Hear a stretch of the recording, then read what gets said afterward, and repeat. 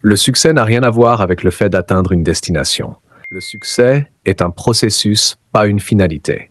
Lorsque vous progressez chaque jour selon le processus qui vous conduit vers votre but ultime, alors vous êtes ce qu'on appelle accompli. Vous accomplissez la mission. Si j'avais obtenu un A à ce test, j'aurais rempli la mission de celui qui l'a donné. Peut-être que Dieu nous réprimande lorsque nous ramenons 48%. Nous sommes parfois fiers de choses dont Dieu, lui, a honte. Vous dites à Dieu, « Regarde comme j'ai bien fait. » Et Dieu répond, « Tu devrais voir ce que tu aurais pu faire. Tu t'es contenté de ça. Tu appelles ça spécial.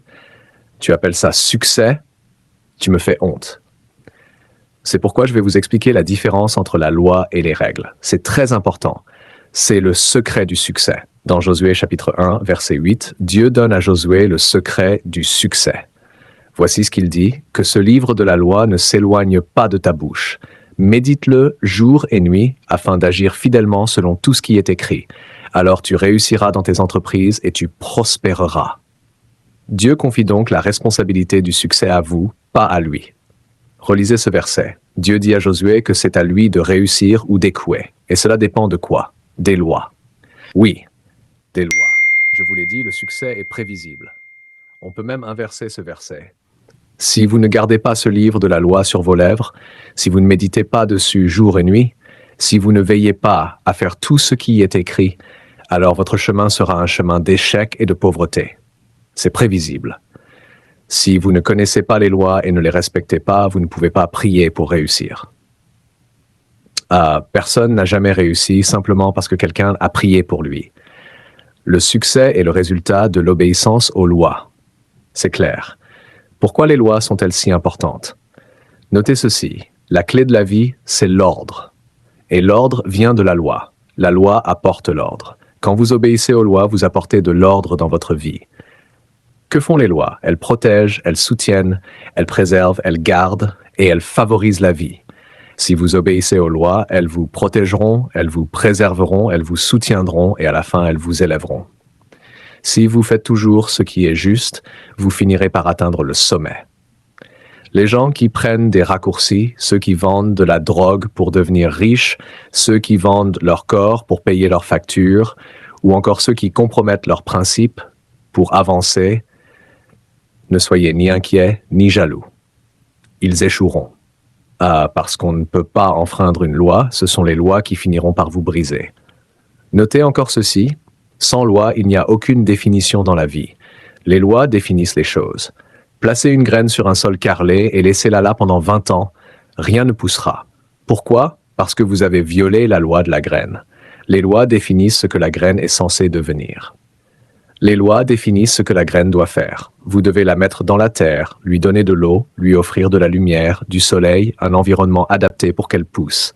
Sinon, la graine ne donnera jamais d'arbre. Vous pouvez prier sur une graine pendant 20 ans, sur du carrelage, dans un hall. Vous pouvez parler en langue, proclamer des versets, chasser des démons. Rien de tout cela ne fera pousser un arbre.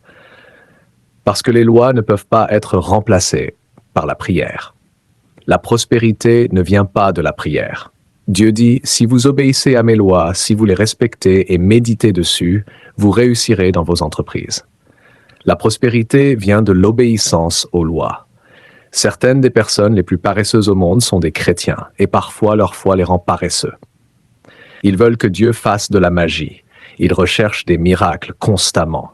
Et nous savons ce qui s'est passé quand on a demandé un miracle à Jésus. Un jour, les gens lui ont dit « Montre-nous des miracles ». Jésus a répondu « Une génération méchante et adultère demande des miracles ». Autrement dit, des raccourcis.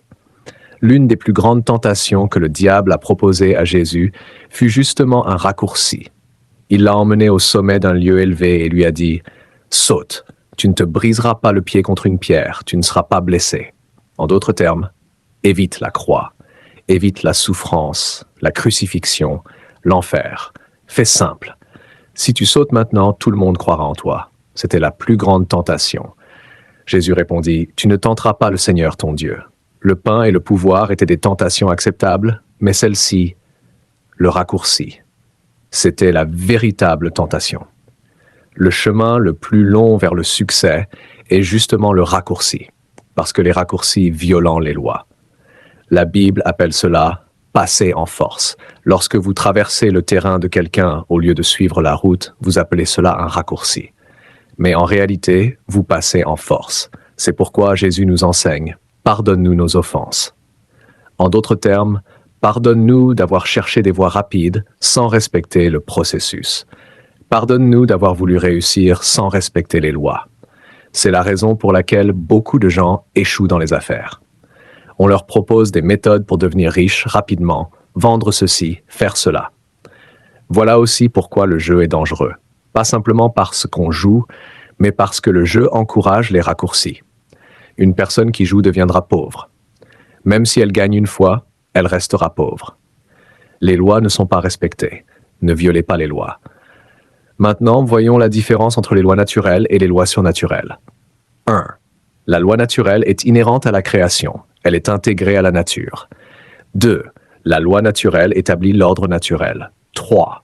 La loi naturelle régule les relations naturelles. Le mot naturel vient de nature, ce qui appartient à la création. 4. La loi naturelle ne peut pas être changée. 5. La loi naturelle comporte des conséquences intégrées. Dieu n'a pas besoin de vous punir lorsque vous violez une loi naturelle. La conséquence est déjà intégrée dans la loi. Par exemple, la gravité. Si vous sautez du 10e étage, Dieu n'a pas besoin de vous tuer. La loi fera son travail. La conséquence est déjà contenue dans la loi. Dieu ne vous juge pas réellement. Ce sont les lois qu'il a établies qui vous jugent. La loi naturelle a un jugement inhérent. C'est prévisible. Si vous continuez à fumer, nul besoin d'être prophète pour savoir ce qui arrivera à vos poumons.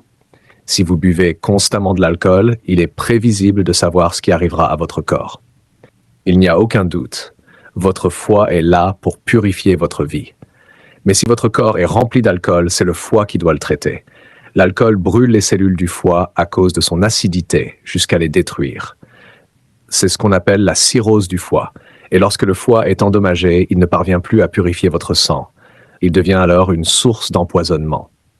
Ce qui était censé vous protéger devient ce qui vous détruit. Pourquoi? Parce que le foie n'a jamais été conçu pour extraire et stocker l'alcool. Vous avez violé une loi. Le jugement est intégré. Dieu n'a jamais tué un fumeur. Dieu n'a jamais tué un alcoolique. Dieu n'a jamais tué un drogué. Jamais. Dieu ne vous rend pas pauvre.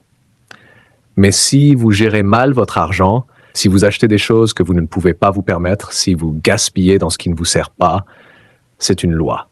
Et la conséquence est intégrée dans cette loi. Les lois spirituelles, elles aussi, sont très importantes. Après avoir parlé des lois naturelles, voici les lois spirituelles. 1. Les lois spirituelles sont établies par Dieu, le Créateur. La loi naturelle ou la loi spirituelle ne dépend pas de vous. Elles viennent de Dieu. Vous n'avez pas créé la gravité. C'est le design parfait de Dieu qui l'a instauré. 2. La loi spirituelle établit la conscience. Il y a en vous une loi intégrée, votre conscience.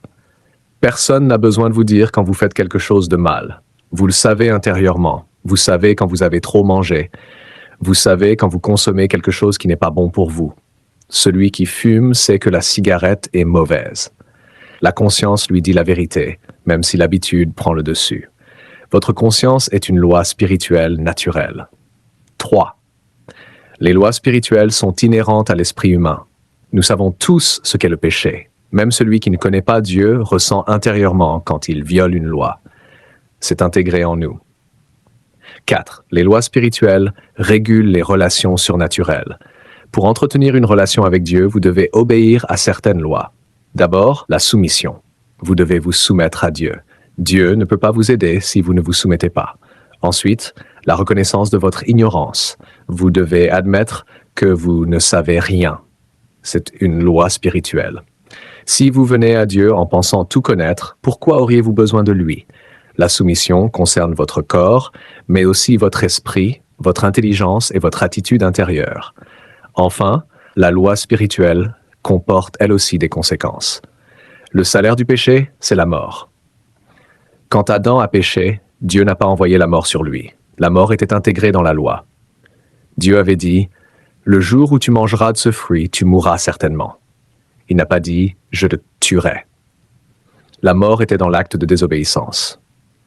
Les lois sont si puissantes que la punition est intégrée en elles. Elles n'ont pas besoin que Dieu intervienne. Vous pouvez penser que vous vous en sortez avec certaines choses secrètes, mais Dieu voit tout.